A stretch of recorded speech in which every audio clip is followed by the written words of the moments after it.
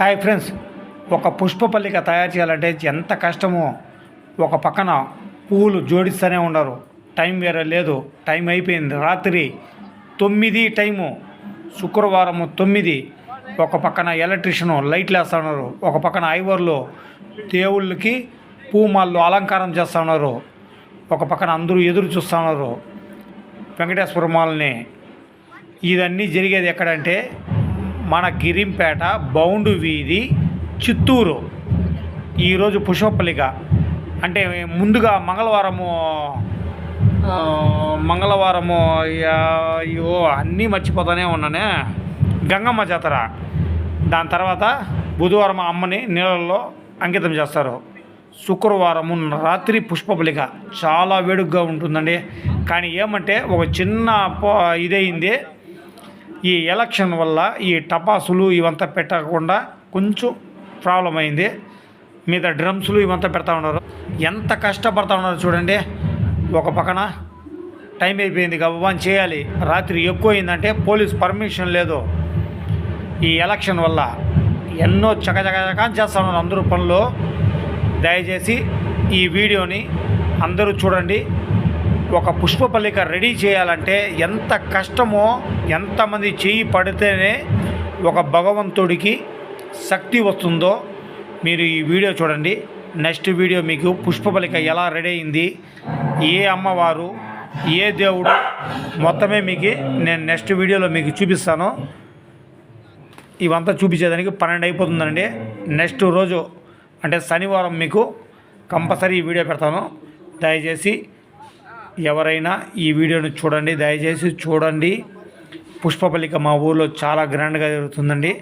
ఒక పక్కన ఈ బౌండ్ వీధి పుష్పపల్లిక, మళ్ళాగా దుర్గమ్మ గుడి పుష్పపల్లిక. ఇవన్నీ మన చిత్తూరులో మిస్ కాకుండా దయచేసి ఈ 2 పుష్పపల్లికలను చూసి ఆ దేవుడు కృపకు మీరందరూ పాత్రులు అవ్వాలని, మీరు చాలామంది బయట వెళ్ళని వాళ్ళు ఆ దేవుని చూసి ఆ దేవుని ఆశీర్వాదం మీకు అందరికీ కలగాలని నేను భావిస్తూ ఈ వీడియో కష్టపడి ఎడిటింగ్ ఏం లేకుండా చేస్తా ఉన్నానండి. దయచేసి వీడియో లాస్ట్ దాకా చూడండి.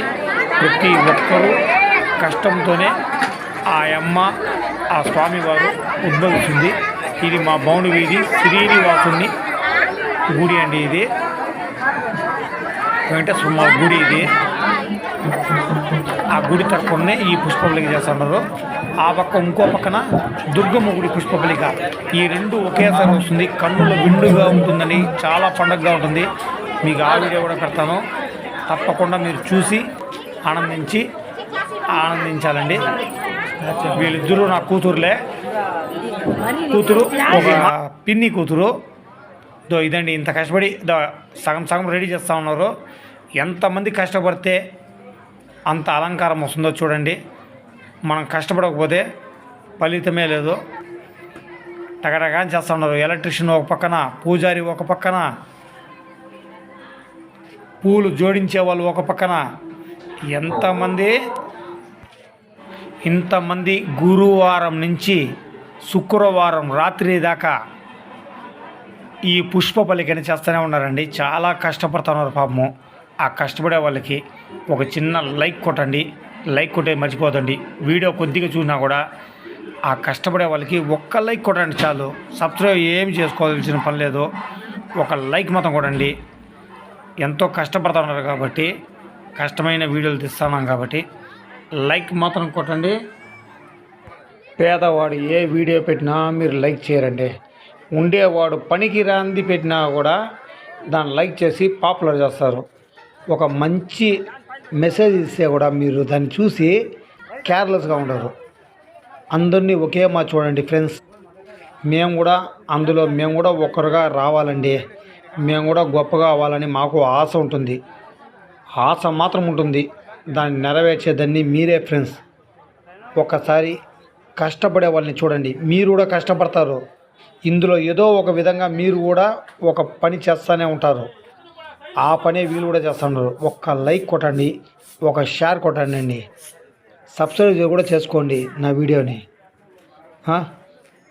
ఇది మా మంచి వీడియోలు పెట్టినప్పుడు ఎవరు చూడరండి.